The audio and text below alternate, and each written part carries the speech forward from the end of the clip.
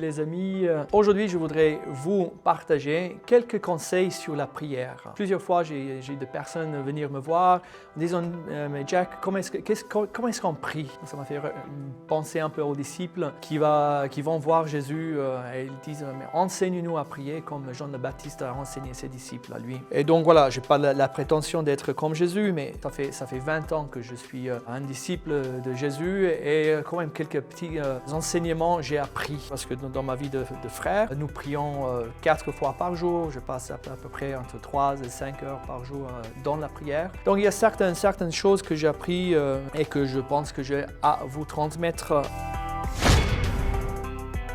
Premier conseil, c'est vraiment une attitude à cultiver dans la prière.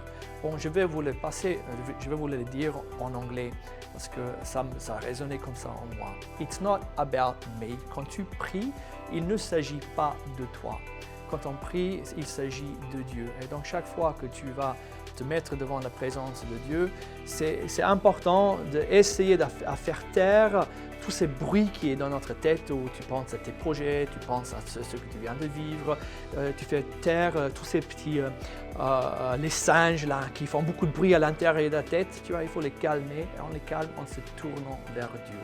Où on met à côté nos soucis, on met à côté nos inquiétudes, on met à côté même nos intentions et nos désirs, et on essaye de se tourner d'abord vers Dieu, vers celui qui est digne de toute louange, de toute gloire et de toute bénédiction. C'est vraiment la première étape, de se tourner vers lui. Cela ne veut pas dire que quand on prie, on ne va pas demander des choses, on ne va pas confier à Dieu nos inquiétudes. Mais le problème, un danger pour nous, quand nous venons déjà à la prière avec des inquiétudes et des angoisses, nous ne faisons que le tourner en rond dans notre tête, de sorte que la prière devient une espèce d'introspection, mais elle n'est pas tournée vers Dieu. C'est important d'abord qu'on reçoit la paix d'âme, quand on entre dans la présence de Dieu, on est beaucoup plus calme, et ensuite on peut aussi poser toutes nos inquiétudes et nos soucis devant Dieu. Mais on est déjà dans sa présence. Mais c'est important qu'on sorte de cette position où on est souvent replié sur nous-mêmes, en train de penser à nos propres vies, et on se tourne vers Dieu. Et donc je dirais, même là, ça c'est peut-être déjà une espèce de définition de la prière. Se tourner vers Dieu. Donc on se tourne vers Dieu quand on sait qu'il ne s'agit pas de moi en premier, mais il s'agit de Dieu. Ensuite, j'ai un autre conseil partagé avec vous, que la prière, ça se prépare, parce qu'il s'agit d'une rencontre. Et donc, comme toute rencontre, si tu as des invités chez toi, tu prépares la table, tu prépares ta maison pour pouvoir accueillir tes invités. De la même manière, nous avons besoin de préparer notre âme pour pouvoir accueillir le roi des rois. Et on se prépare pour la prière par la lecture, en prenant soin de la pièce où nous prions. On peut se préparer pour la prière, par exemple, la veille. Si tu pries le matin, c'est bien alors de déjà lire quelque chose ou lire un texte biblique ou écouter un enseignement la veille qui te donne une espèce de nourriture spirituelle sur laquelle tu peux méditer et réfléchir le lendemain. Donc ça se prépare. En fait, et dans cette attitude intérieure où tu prépares la rencontre, qu'est-ce que tu fais? Tu alimentes ton désir. Et le fait que tu es en train d'alimenter ton désir pour Dieu et tu es en train de t'orienter vers lui, mon frère et ma sœur, tu es déjà dans la prière. Parce que la prière est un désir.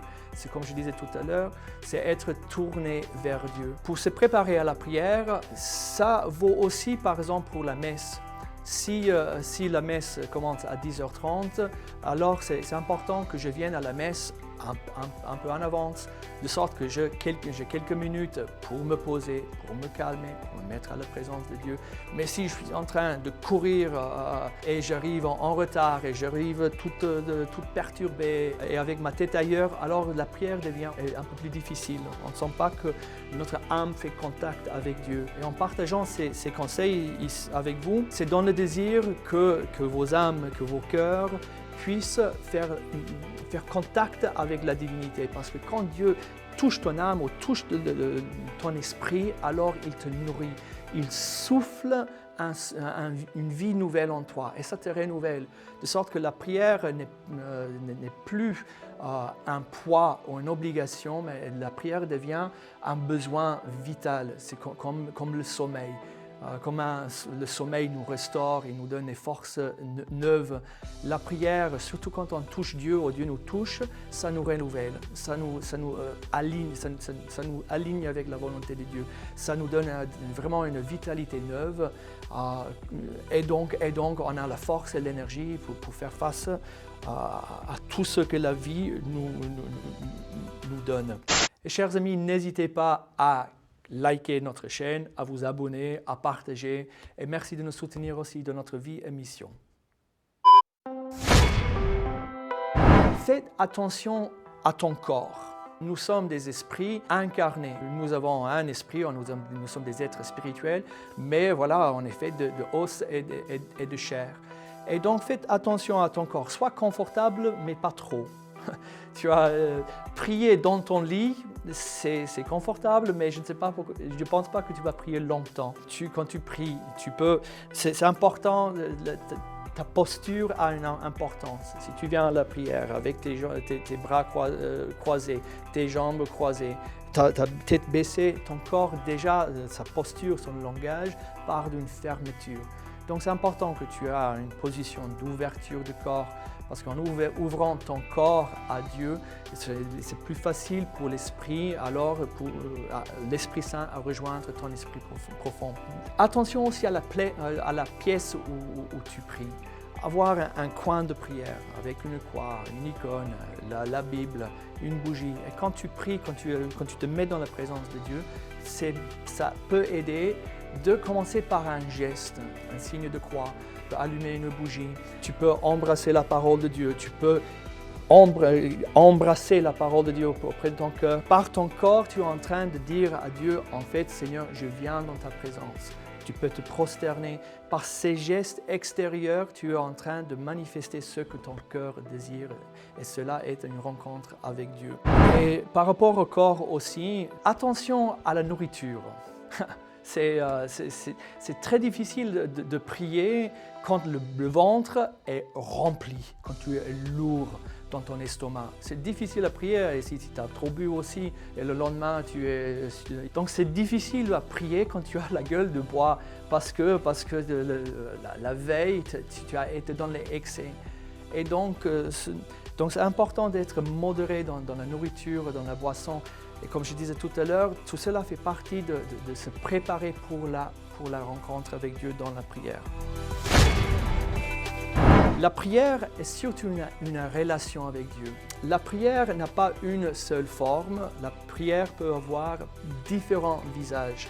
Mais ce qui est constant, c'est toujours un désir pour Dieu. C'est toujours ton désir d'alimenter ta relation avec lui, d'être avec lui. Maintenant, tu peux être avec Jésus de plusieurs façons. Tu peux être avec lui en lisant sa parole. Tu peux être avec lui en priant un chapelet. Tu peux être avec lui en lisant un livre spirituel. Tu peux être avec lui en méditant sur les évangiles. Peu importe de la forme extérieure, mais c'est important que tu sois avec lui. Et donc, cela te donne beaucoup de liberté dans la prière. Et cela veut dire aussi que ta prière va évoluer au long des années, parce qu'il n'y a pas une seule forme de prière, il y aura plusieurs visages. Cela signifie que tu peux prier selon une forme pendant un temps et ensuite passer à une autre forme. Le chapelet, tu peux le prier aujourd'hui parce que tu sens que par le chapelet, Dieu est en train de te toucher et t'alimenter. Mais demain, peut-être le chapelet va plus te nourrir comme avant. Et donc, tu peux changer la forme. Tu peux ensuite faire une balade tout seul dans la nature pour contempler Dieu dans sa création. Et ça va très très bien. Mais c'est important que tu sois avec lui, que tu cherches sa face, que tu cherches sa présence. Et si cela c'est par le chapelet ou par une lecture de la parole de Dieu, peu importe, sois avec lui. Prie avec tes deux jambes. Ça veut dire quoi ça? Ça veut dire, première jambe, c'est ta prière personnelle. Deuxième jambe, c'est ta prière communautaire. Pour avancer dans la vie spirituelle, nous avons besoin des deux. Nous avons besoin de prier dans une communauté. Un chrétien tout seul est un chrétien en danger. Et tu pries avec les autres en fréquentant les sacrements, dans la messe, dans un groupe de prière, dans ton groupe de louanges, dans ton groupe de partage.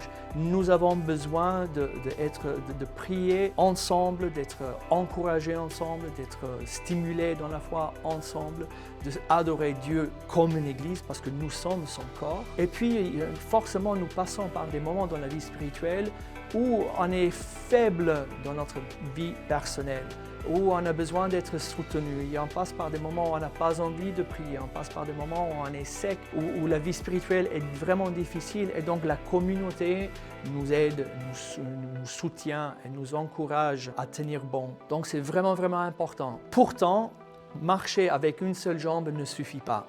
Et donc, on a besoin de marcher avec l'autre jambe. Et ça, c'est la prière personnelle. Ces moments-là, c'est quand tu cherches Dieu tout seul. Pas parce que tu as une obligation vers une communauté ou pas parce que tu as pris des engagements envers une fraternité, mais parce que toi, tu as besoin de chercher Dieu. Ta vie de prière personnelle sera enrichie par la vie communautaire qui va le soutenir et ta vie personnelle va enrichir cette communauté. En fait, ils se complémentent l'une l'autre. Si tu t'appuies seulement sur la vie communautaire, en fait, tu vas manquer de la profondeur. Tu seras porté par les autres, mais tu seras incapable de porter les autres. Okay? Quand tu es seulement soutenu par une communauté, tu n'auras pas la profondeur pour traduire l'expérience chrétienne dans ton langage à toi, dans tes concepts à toi. Okay? L'évangile est vraiment fécond. L'annonce de Jésus-Christ est vraiment, vraiment riche et porte du fruit lorsque tu es capable de traduire dans tes catégories à toi, à travers tes expériences à toi. Parce que quand tu le fais, en fait, tu parles de ton cœur et quand tu parles de ton cœur, les cœurs sont touchés. Donc, chers amis, avec cela, je voudrais terminer cet enseignement. En fait, nous sommes des chrétiens. Jésus-Christ est notre Maître. Jésus, le Fils de Dieu, il était rempli de Saint-Esprit, il priait. Il avait une vie extrêmement active. Il avait 12 disciples qui étaient toujours avec lui, donc il était un formateur, un éducateur. Il nourrissait les foules à travers ses enseignements. Il était recherché par des hommes et des femmes qui étaient tout le temps là à lui demander des choses. Aide-nous, aide-nous, aide-nous, aide-nous. Okay? Jésus, il travaillait énormément. Il s'épuisait physiquement et aussi psychologiquement à travers son service. Et pourtant, il savait se retirer. Il savait chercher Dieu dans le silence. Il savait s'éloigner des foules et de toutes les exigences de la vie pour se recentrer devant son Père. Et donc voilà, nous suivons lui. Il est notre maître de prière. Et à travers notre écoute de la parole de Dieu et l'obéissance à son esprit, il va nous aider à entrer dans la prière et grandir dans la prière. Que Dieu vous donne son Esprit Saint dans le nom de Jésus. Amen.